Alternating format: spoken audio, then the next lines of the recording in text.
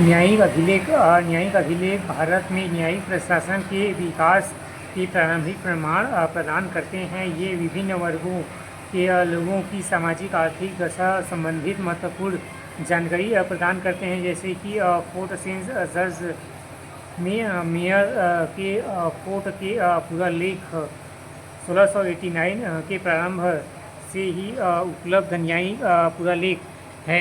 अब ये मद्रास अभिलेख कार्यालय में है। फोर्ट विलियम में मेयर कोर्ट के प्लासी पूर्व 1757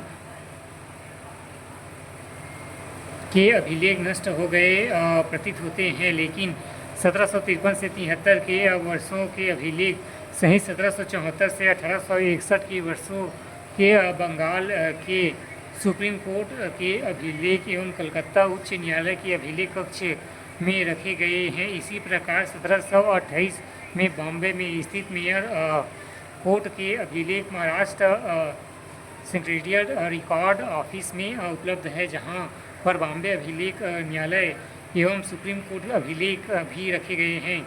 ऐतिहासिक अनुसंधान के दृष्टिगत 3 प्रेसिडेंसीज के सदर कोर्ट, सदर दीवानी और फौजदारी अदालतों के न्यायिक अभिलेख बेहद उपयोगी है। इनमें संबंधित अभिलेखों को कलकत्ता, मद्रास एवं बॉम्बे उच्च न्यायालय में सुरक्षित रखा गया है।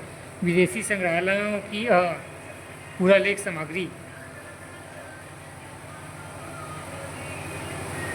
विदेशी संग्रहालयों में आधुनिक भारतीय इतिहास से संबंधित ऐतिहासिक सामग्री बड़ी मात्रा में उपलब्ध है। उदाहरण से यूरोपीय संग्रहालय में संग्रहित भारतीय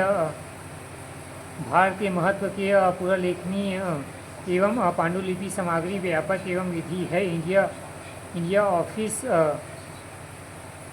रिकॉर्ड फॉरेन एवं कॉमनवेल्थ एवं डेवलपमेंट ऑफिस CDO लंदन में कई महत्वपूर्ण पुरालेखीय अभिलेख हैं जो हमारे देश में उपलब्ध नहीं है। इंग्लैंड से इंडिया ऑफिस रिकॉर्ड लंदन मौजूद समय में ब्रिटिश लाइब्रेरी में संग्रहित है और ब्रिटिश संग्रहालय में रखे अभिलेख अमूल्य है। इंडिया ऑफिस रिकॉर्ड में कई महत्वपूर्ण दस्तावेज रखे गए हैं। Court of direct east India company का जनरल कोर्ट एवं समय समय पर गठित विभिन्न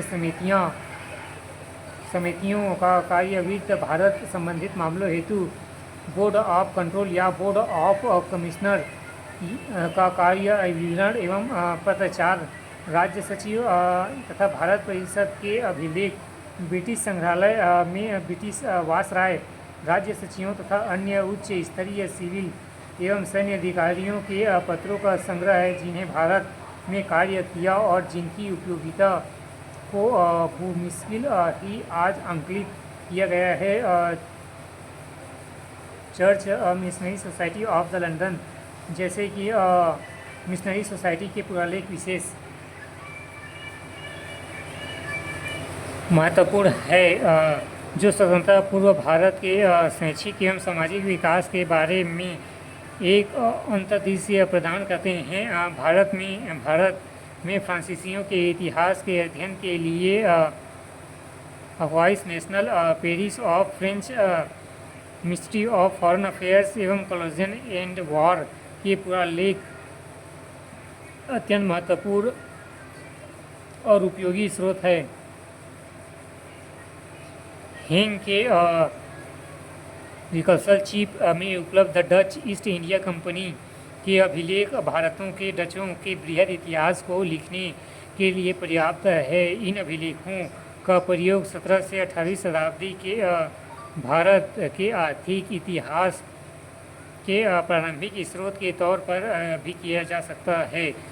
भारत के 1777 के पश्चात 10 उपनिवेशों से संबंधित दानिश क्राउन एवं डच ईस्ट इंडिया कंपनी एवं रिंग सर केविट कोपेनहेगन के उपलब्ध अभिलेख त्रिमूर्तिपुर और श्रीरामपुर के बंदोबस्त के बारे में जानकारी प्रदान करने वाले प्राथमिक स्रोत है। इसी प्रकार नेशनल अकाउंट्स ऑफ पोर्चुगल्स स्लिप में भारत में पुर्तगालियों से संबंधित मौलिक पत्रों का संग्रह है।